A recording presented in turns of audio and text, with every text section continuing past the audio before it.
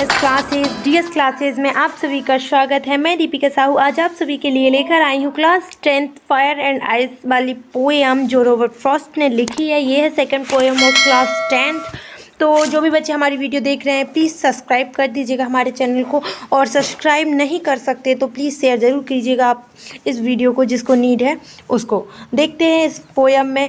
Fire and ice poem का नाम है। फायर मतलब आग और आइस मतलब बर्फ, और इनका सिंबॉलिक अर्थ मैं आप लोगों को पहले बता देती हूँ कि फायर का यहाँ जो अर्थ निकलेगा, जो सिंबॉलिक अर्थ निकलेगा वो है डिज़ायर, हमारी आत्म इच्छाओं से। आजकल के व्यक्ति इतने सेल्फिश हो गए हैं कि अपनी इच्छाओं के लिए सामने वाले का घाटा कर देते हैं। एंड देन आइस की बात करें तो आइस से यहाँ पर मतलब है नफ़रत से।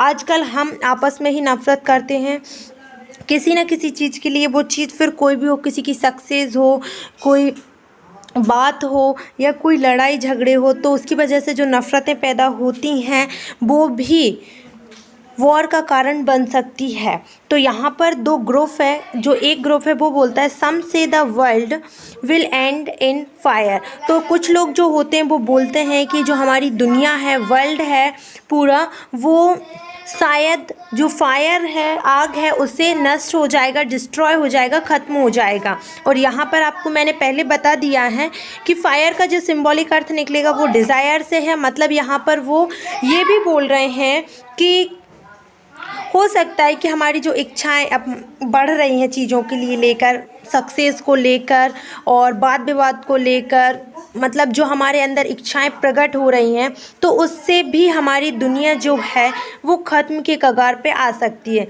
ठीक है। और जो कुछ प्यूपल्स होते हैं, जो दूसरा समूह होता है प्यूपल का, वो बोलते हैं कि सम से इन आइस, और कुछ बोलते हैं कि नहीं आइस भी वर्ल्ड डिस्ट्रॉय का रीज़न हो सकता है। मतलब जो आइस है, मतलब जो बर्फ है, उससे भी हमारी दुनिया ख़त्म हो सकती है। जो सेकंड जो प्यूपल होते हैं, तो आइस भी कारण बन सकता है। और आइस का यहाँ पर सिंबॉलिक अर्थ नफ़रतों से है। जो हमारे बीचों में आजकल नफ़रत है, तो नफ़रत भी एक वर्ल्ड वॉर का, वर्ल्ड एंड का कारण बन सकती है।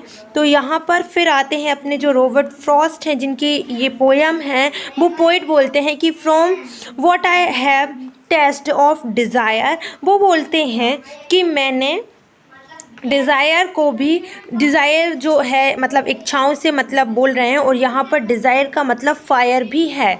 ठीक है, मैंने बता दिया है कि फायर का जो सिंबॉलिक अर्थ निकलेगा वो डिज़ायर निकलेगा, अपनी जो इच्छाएं हैं वो निकलेगी। तो वो बोलते हैं कि मैंने इच्छाओं का, जो हमारे मनुष्यों में जो आजकल इच्छाएं बढ़ रही हैं सक्सेस को लेकर, किसी चीज़ को लेकर कि नहीं हमें भी ये पाना है, हमें भी ये करना है, हमें इतने पैसे चाहिए, हमें उतने पैसे चाहिए, हमें इस पदवी पर बैठना है, हमें यहाँ जाना है। तो जो हमारी इच्छाएं दिन प्रतिदिन में जो बढ़ोतरी हो रही है, उसका भी मुझे अच्छा खासा टेस्ट है, अनुभव है। यहाँ से टेस्ट से मतलब उनका अनुभव से है कि मुझे अच्छा खासा नॉलेज है इस चीज़ में। And I hold with those who favour five, और मैं उनके साथ हूँ। होल्ड विथ को ध्यान से पढ़िएगा, ये है फ्रेशर वर्ब, और होल्ड विथ मतलब होता है कि साथ होना किसी के भी। ठीक है। दोज हु फेवर फायर, तो वो जो पोएट होते हैं वो बोलते हैं कि मैं उन लोगों के साथ हूँ जो फायर को सपोर्ट करते हैं, जो इच्छा मतलब जो सोचते हैं कि इच्छाओं की वजह से भी वर्ल्ड एंड हो सकता है। और यहाँ पर एक दो तरीके से बोल रहे हैं कि फायर से मतलब आग के कारण अगर ग्लोबल वार्मिंग बढ़ जाए या किसी कारण से जंगलों में आग लग जाए, तो क्या हो सकता है, हमारी जो दुनिया है वो नष्ट हो सकती है। तो वो बोलते हैं कि फायर से भी, और फायर का सिंबॉलिक अर्थ निकालेंगे तो डिज़ायर से भी, दोनों तरीके से जो वर्ल्ड है वो ख़त्म हो जाता है। इसमें दो स्टेंजा है, और एक स्टेंजा में जो अमन ने अब भी पढ़ा है उसमें रॉबर्ट फ्रॉस्ट किसका फेवर करते हैं, फायर का। और सेकंड में वो सोचते हैं कि नहीं यार शायद हेट भी अच्छा खासा रीज़न है वर्ल्ड को एंड करने का। समझ रहे हैं आप। What if it had to perish twist.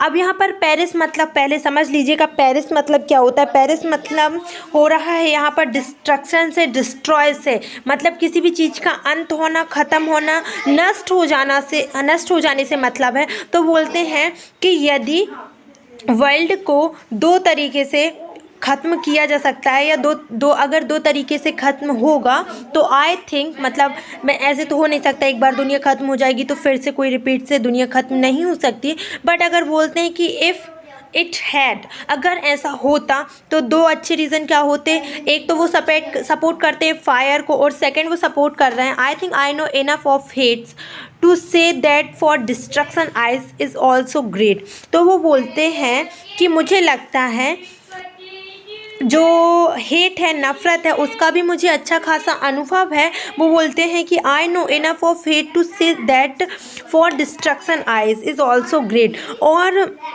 Ice से भी दुनिया को नष्ट किया जा सकता है।